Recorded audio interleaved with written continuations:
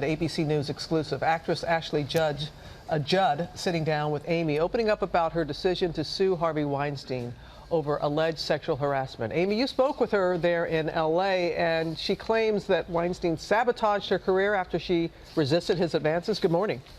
That's exactly right, Robin. Good morning to you. It's been nearly 7 months since Ashley Judd first claimed Harvey Weinstein cornered her in that L.A. hotel room 20 years ago, asking her for a massage and to wash him in the shower. Well, according to her account, that certainly triggered the Me Too movement and the Time's Up movement, and that helped prompt more than 80 women to come forward with accusations against the former movie studio executive and his alleged predatory behavior. But this morning, Judd says she is still not done holding him accountable. I lost career opportunity, I lost money, I lost status and prestige and power in my career as a direct result of having been sexually harassed and rebuffing the sexual harassment. This morning, Ashley Judd filing suit against disgraced Hollywood executive Harvey Weinstein. The actress alleging in her complaint that he torpedoed her career by retaliating against her for rejecting his sexual demands in the late 90s, and that he smeared her name and reputation by telling the Lord of the Rings director Peter Jackson and producer Fran Walsh she was a nightmare to work with and should be avoided at all costs. Comments she alleges cost her a role in a multi-billion-dollar Oscar-winning franchise. You are now filing this lawsuit against him. Why now, and what do you want? So what I want is for Mr. Weinstein to be held accountable for his illegal conduct. I was on such a roll, you know. My career opportunities after having been defamed by Harvey Weinstein were significantly diminished. In an interview last December, Jackson said Judd was removed from his casting list as a direct result of the negative comments Weinstein's studio allegedly made about her, telling media outlets Stuff that it was very likely a smear campaign in full swing. What was your reaction when you heard him say those words out loud and publicly? You know, I felt I'm going to get upset about it. It's very upsetting. You know, it was a special time to be invited into their offices. And I was really shown what was going on behind the scenes creatively. And then all of a sudden, mysteriously, we never heard back from Fran. You thought you were going to be used in this franchise. I was being invited to consider which of the two roles I preferred. And then all of a sudden, poof. It was just poof. We never heard anything back. I was being maligned and defamed because I stood up for myself and I said, no, you may not give me a massage. No, I will not watch you take a shower. On one hand, you had to feel vindicated. On the other hand, incredibly sad.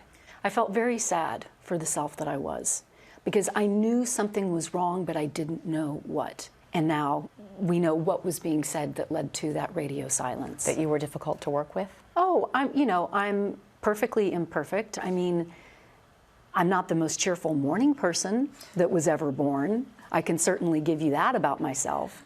But I have confidence in my professional integrity.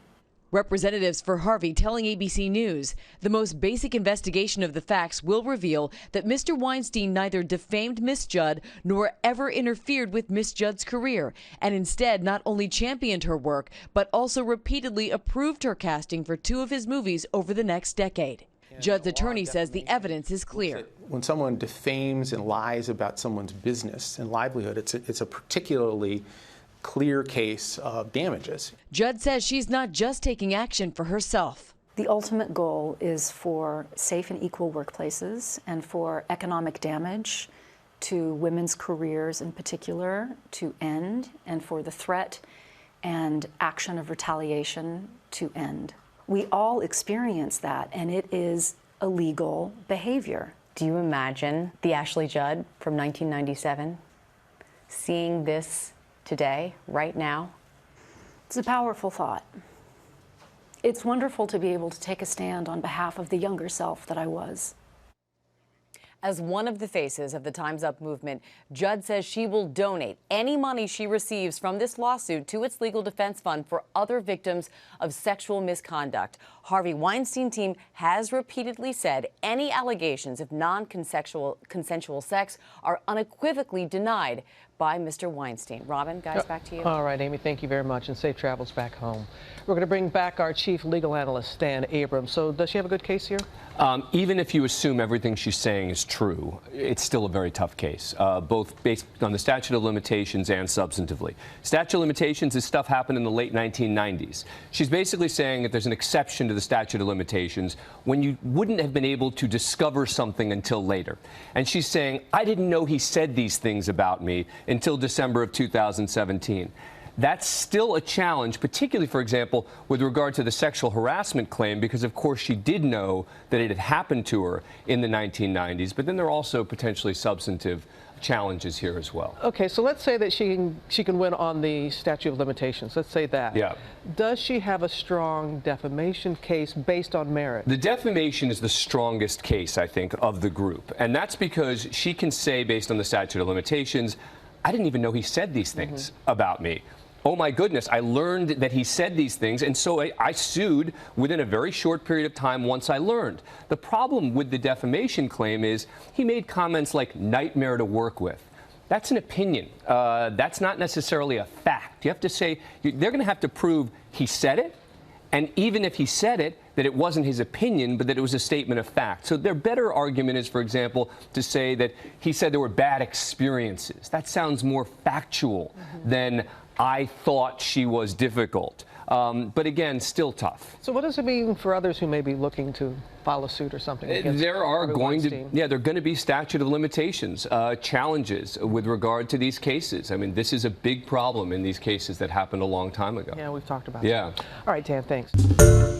Hi, everyone. George Stephanopoulos here. Thanks for checking out the ABC News YouTube channel. If you'd like to get more videos, show highlights, and watch live event coverage, click on the right over here to subscribe to our channel. And don't forget to download the ABC News app for breaking news alerts. Thanks for watching.